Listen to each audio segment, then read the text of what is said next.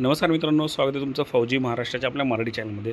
मित्रांनो, महाराष्ट्र इमारत व इतर बांधकाम कामगार कल्याणकारी मंडळ मुंबई अंतर्गत नोंदणी बांधकाम कामगारांना लागू करण्यात आलेल्या निवृत्ती वेतन योजनेची सविस्तर कार्यपद्धती विहित करण्याबाबतचा हा 19 जूनचा हा जी.आर. आहे मित्रांनो।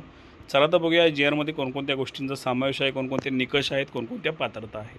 त्यामध्ये प्रस्तावना काय मित्रांनो, तर इमारत व इतर बांधकाम कामगार रोजगार नियम व सेवा शर्ती अधिनियम 1996च्या कलम 22 मध्ये वयाची 60 वर्षे पूर्ण झालेल्या मंडळाकडील नोंदणी बांधकाम कामगारांना निवृत्ती वेतन देण्याची तरतूद आहे। याबाबत केंद्र शासनाने निश्चित केलेल्या आदर्श कल्याणकारी योजनांचे मार्गदर्शन तत्वांच्या अनुषंगाने संदर्भाधीन दिनांक 28/3/2025 रोजी शासन निर्णयान्वये मंडळाकडील नोंदित बांधकाम कामगारांना त्यांच्या वयाची 60 वर्षे पूर्ण झाल्यानंतर त्यांना निवृत्ती वेतन लागू करण्यात मान्यता देण्यात आली आहे। उक्त शासन निर्णयातील परिच्छेद 4 मध्ये प्रस्तुत योजनेबाबत आवश्यकतेनुसार सविस्तर कार्यपद्धती निश्चित करण्याबाबत नमूद करण्यात आले होते। त्या अनुषंगाने मंडळांतर्गत नोंदित बांधकाम कामगारांना लागू करण्यात आलेल्या निवृत्ती वेतन योजनेबाबत सविस्तर कार्यपद्धती विहित करण्याची बाब शासनाच्या विचाराधीन होती। आता मित्रांनो, याच्यावरती शासन निर्णय काय झाला आपण थोडक्यात बघूया।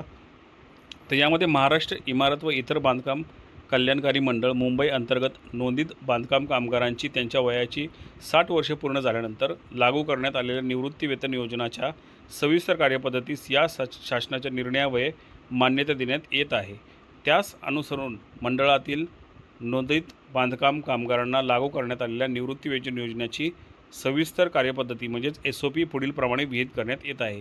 त्यामध्ये पात्रता काय आहेत मित्रांनो, तर वयाची 60 वर्षे पूर्ण केलेली व मंडळाकडे सलग किमान 10 वर्षे नोंदीत असलेले सर्व बांधकाम कामगार सदर योजनेअंतर्गत पात्र राहतील। तसेच त्यांच्या कुटुंबातील पती दोघेही बांधकाम कामगार असतील तर ते स्वतंत्रपणे पात्र राहतील, म्हणजे दोघांना सुद्धा पेन्शन मिळणार आहे मित्रांनो।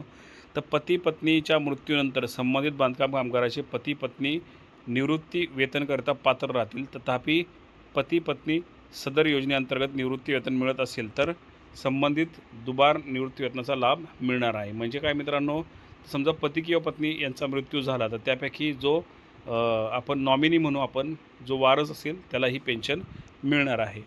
केंद्र शासनाच्या आदर्श कल्याणकारी योजनेच्या मार्गदर्शक तत्वानुसार कर्मचारी राज्य विमा कायदा 1948 आणि व कर्मचारी प्रदाता निधी आणि विविध तरतुदी कायदा 1952 अंतर्गत लाभ प्राप्त करणारे बांधकाम कामगार निवृत्ती वेतनास प्राप्त राहणार नाही आहेत। म्हणजे ह्या जे काय 2 ॲक्ट आहेत, जे 2 आपण म्हणू कायदे आहेत, यानुसार जर कोणाला पेन्शन मिळत असेल तर ते या पेन्शनसाठी लाभ मिळणार नाही मित्रांनो।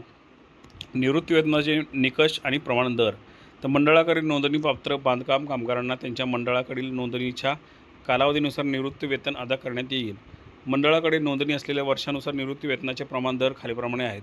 म्हणजेच काय, मंडळाकडून नोंदणीची एकूण वर्ष समजा 10 वर्ष असतील, 15 वर्ष किंवा 20 वर्ष, तुमची जर नोंदणी 10 वर्ष असेल तर तुम्हाला 50% जे काय म्हणजे 6,000 रुपये, 15 वर्ष असेल तर 75% 9,000 रुपये, 20 वर्ष असेल तर 100% म्हणजेच 12,000 रुपये पेन्शन तुम्हाला इथे लागू होणार आहे।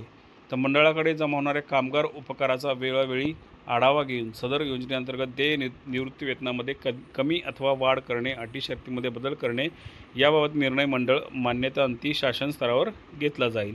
आता निवृत्ती वेतन लाभ मंजूर करण्याची कार्यपद्धती काय मित्रांनो, तर या योजनेअंतर्गत पात्र ठरणाऱ्या मंडळाकडे नोंदित बांधकाम कामगाराने ही जी वेबसाईट आहे, या वेबसाईटवरती आपल्याला विहित नमुना अर्ज जो आहे तो डाउनलोड करून घ्यायचा आहे आणि तो प्रमाणपत्र अप्रमाणे पूर्णपणे तो भरायचा आहे मित्रांनो। तर हा अर्ज काय आहे ते मी तुम्हाला व्हिडिओच्या पुढे शेवटी सांगेन, त्यासाठी व्हिडिओ हा आपला शेवटपर्यंत बघा। तर यामध्ये आपल्याला अर्जाबरोबर कोणकोणती कागदपत्रे जोडायचे, तर यामध्ये पत्त्याचा पुरावा, जो आधार कार्ड साक्षांकित छायाप्रत असेल तो, जन्मतारखेचा पुरावा म्हणजे जन्मदाखला आपला, शाळा सोडल्याचा दाखला साक्षांकित छायाप्रत आणि बँक खाते बुक जे आहे आपले ते आपल्याला इथे जोडायचं आहे मित्रांनो। त्यानंतर संबंधित प्रभारी जिल्हा कामगार सुविधा केंद्र यांनी सदर अर्जाची छाननी करून निवृत्ती वेतन शिफारस प्रमाणपत्रसुद्धा आपल्याला इथे दाखवावं लागणार आहे। सहप्रस्ताव मंडळ मुख्यालय मान्यतेस सादर करावा। एकापेक्षा जास्त जिल्ह्यांमध्ये नोंदणी कालावधी असल्यास संबंधित जिल्ह्यामधून वर्षानिहाय नोंदणी प्रमाणपत्र संबंधित प्रभारी जिल्हा बांधकाम कामगार सुविधा केंद्र यांची प्राप्त करून घ्यावे। मंडळ स्तरावर सचिव तथा मुख्य कार्यकारी अधिकारी यांच्या मान्यतेच्या अंती संबंधित बांधकाम कामगार निवृत्ती वेतन प्रमाणपत्र देण्यात येईल। तर अशा प्रकारे मित्रांनो पूर्णपणे हे निकष आहेत, अशा प्रकारे पूर्णपणे हे पूर्ण आपण म्हणू शकतो डॉक्युमेंट्स आहेत आणि बाकी ज्या काही अटी आहेत तुम्ही ते बघू शकता की समजा मंडळाच्या निवृत्तीवेतन धारक बांधकाम कामगाराचा मृत्यू झाल्यास त्याचा तिचा वारसदार पती पत्नी वारस नोंदणी अर्ज प्रभारी जिल्हा बांधकाम कामगार सुविधा केंद्रामार्फत मंडळात करावा लागेल।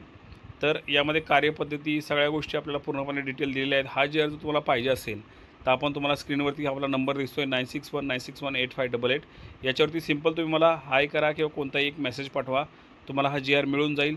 आता थोडक्यात मित्रांनो तुम्हाला दाखवतो की आपल्याला फॉर्म कुठे भेटेल काय करेल। तर अशा प्रकारे हा पूर्णपणे फॉर्म असणार आहे, तुम्हाला PDF मध्येच फॉर्म मिळणार आहे आणि ह्या तुमच्या पुढे अशा प्रकारे एक वेबसाईट ओपन होईल। या वेबसाईटमध्ये तुम्ही आल्यानंतर तुम्हाला पूर्णपणे ही वेबसाईट बघायची आहे। वेबसाईट बघितल्यानंतर मित्रांनो तुम्हाला फॉर्म कुठे भेटेल मी तुम्हाला थोडक्यात सांगतो।